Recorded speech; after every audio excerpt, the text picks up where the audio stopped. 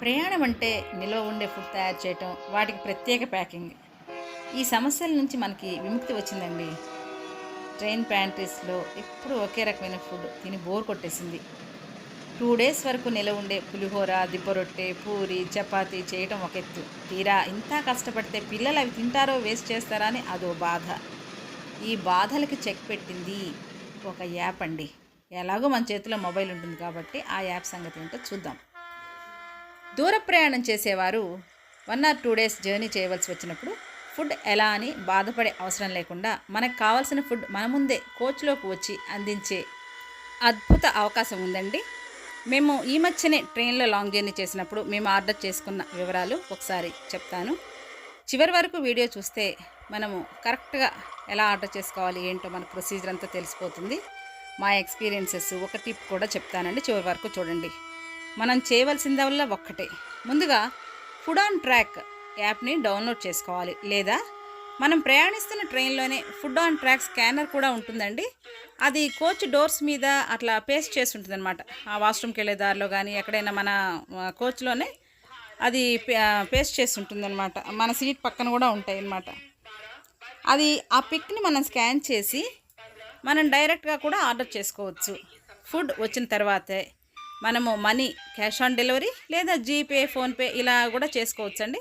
అయితే ఒక విషయం గమనించాలి, మనం ఫుడ్ ఆర్డర్ చేసేటప్పుడు మనకి నెక్స్ట్ కమింగ్ స్టేషన్స్లో ఎక్కడ ఆ డెలివరీ ఫెసిలిటీ ఉందో అది చూసి ఆర్డర్ పెట్టుకోవాలి. మనం పర్ఫెక్ట్గా మన మన berth number and coach number కరెక్ట్గా ఇచ్చినట్లయితే అది కరెక్ట్గా ఆ టైం కల్లా వాళ్ళు మన దగ్గరికి వచ్చి మనకు ఫుడ్ డెలివరీ చేస్తారనమాట.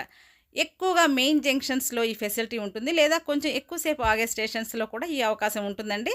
ఏ రెస్టారెంట్ నుంచి మనం ఆర్డర్ పెట్టామో అక్కడి నుంచి ఫుడ్ ఆర్డర్ చేశాక మనకి మెసేజ్ వస్తుందండి. ఈ ఫెసిలిటీ మేము మొన్న రీసెంట్గా చేసిన జర్నీలో బాగా యూజ్ అయింది.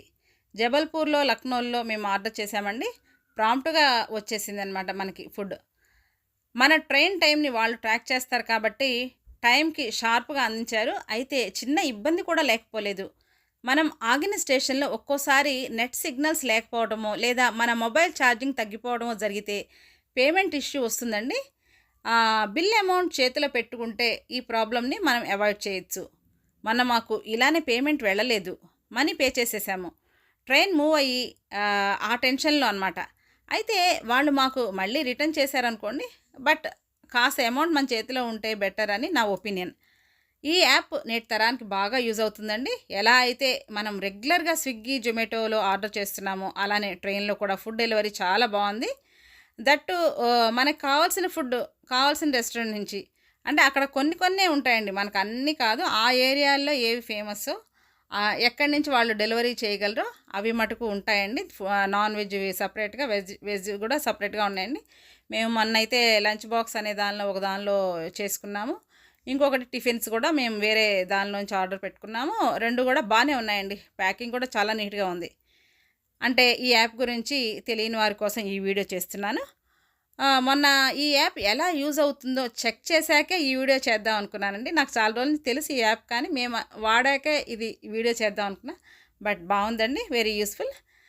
మరిన్ని ఇన్ఫర్మేటివ్ అండ్ డివోషనల్ వీడియోస్ కోసం ఈ ఛానల్ని మొదటిసారి చూస్తున్నవారు తప్పకుండా సబ్స్క్రైబ్ చేసుకోండి. మీకు ఈ వీడియో నచ్చినట్లయితే లైక్ చేయండి, షేర్ చేయండి మీ ఫ్రెండ్స్కి. ఈ యాప్ వాడి మీ ఎక్స్పీరియన్స్ ఏమన్నా ఉంటే అంతకుముందు అంటే మనం కామెంట్స్లో కనుక మీ అభిప్రాయం, మీ ఎక్స్పీరియన్సెస్ని కనుక తెలియజేస్తే అది మరింత మందికి ఉపయోగపడుతుందండి, మీరిచ్చే వాల్యుబుల్ కామెంట్. అయితే ఒక గమనికండి, ఇంటి నుంచి వెళ్ళేటప్పుడైతే ఇంటి ఫుడ్డే క్యారీ చేయండి, కాస్త కష్టమైనా.